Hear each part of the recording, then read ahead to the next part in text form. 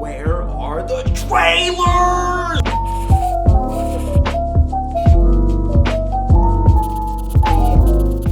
Good morning, Mario, and good morning, Nintendo fans. But is it a good morning if Nintendo doesn't tweet? If they don't have a new trailer? If there isn't a new announcement ready to reveal itself? Now more than ever, Nintendo has grabbed a hold of our attention and our obsession, and I can't quite tell if it's amazing or evil.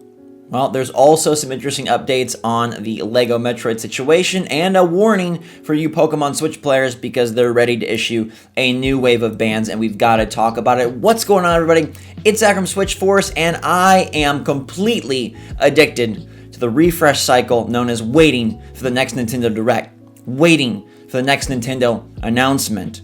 Nothing has overtaken my mind, my mornings, and my routine quite like this since waiting for my puppy-love, slightly dysfunctional first girlfriend's text messages back in the mid-2000s. But before we discuss the cult of Nintendo, hit that like button if you're eagerly anticipating a new trailer.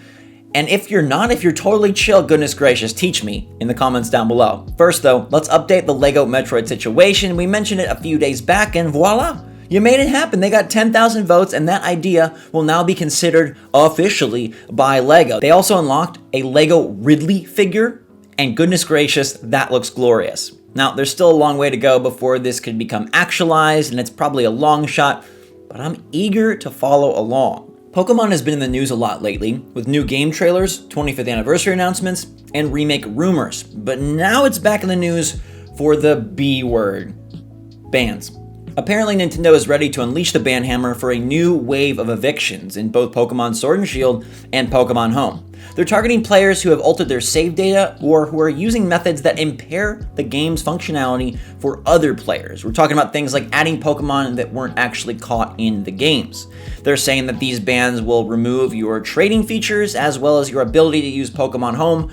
So if you've been playing outside the lines in Pokemon lately, you better get your act together, because they say they won't just stop here. If they need to, they'll enact even more measures to make these games clean and fair for everyone. Now, not everyone has insane Nintendo nostalgia, but if you're here watching a Nintendo dedicated YouTube channel, you probably have at least a morsel.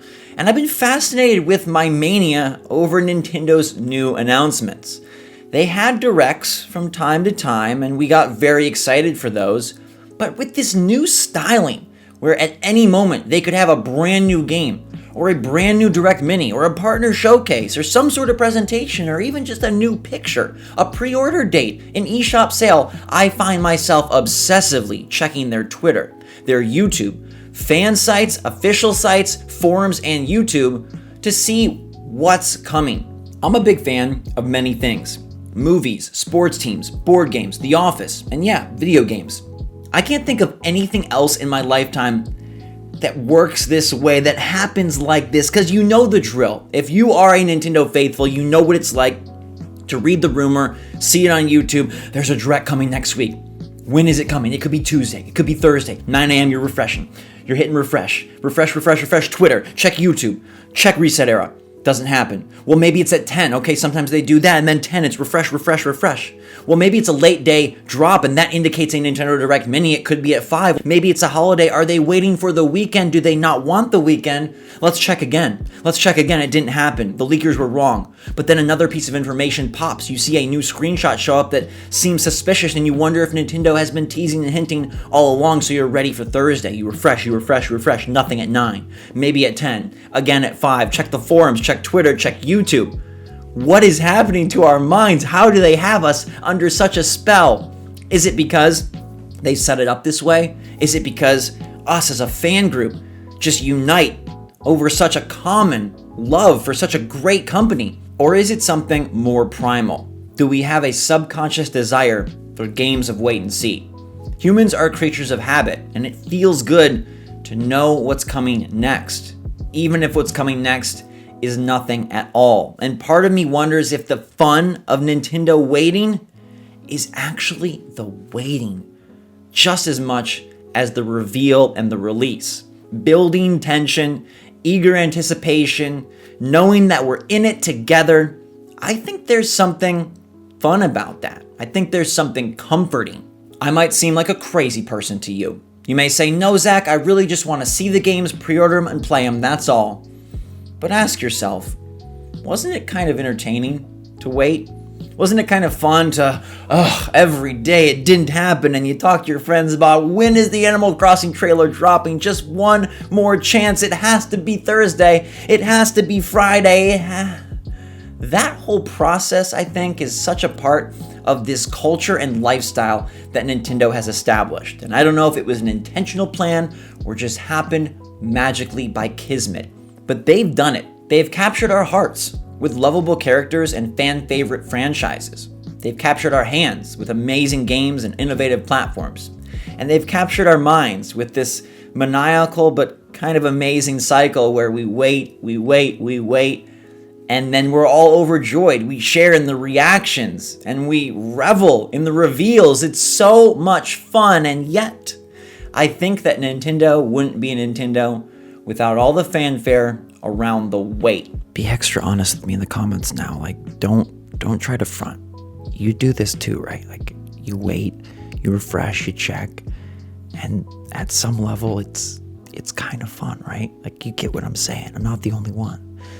Yeah, I really wanted that Animal Crossing update trailer, and it didn't happen this week, but every day I woke up at 8:45 and I checked Twitter and I talked to you guys, and like, it's pretty cool. And as someone who can't stop thinking about everything all day long, I find this so fascinating. Because of course, every company's goal is to grab your attention and garner good faith from their fan base.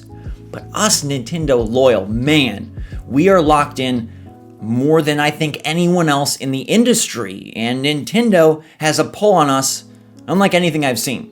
Now, I'm an oldie. I bridge the gap between an era where the internet did not exist and today's modern social media insanity. And, you know, it's just really weird that they have this power over us, and I don't know if Nintendo's doing a great job or a terrible job. On one hand, it's amazing, right? They have constant communication with their fan base via their directs. They were the first people to really do that in a successful capacity, and so many other companies have tried to copy since. And I don't think anyone has done as amazing of a job as Nintendo at that style of fan interaction.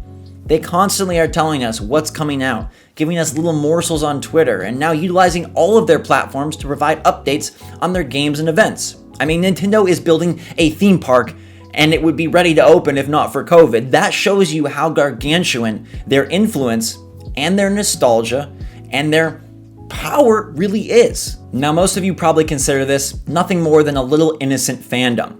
But consider how much Nintendo has conditioned your neurons. We know that they update their Twitter at 9 a.m. Eastern.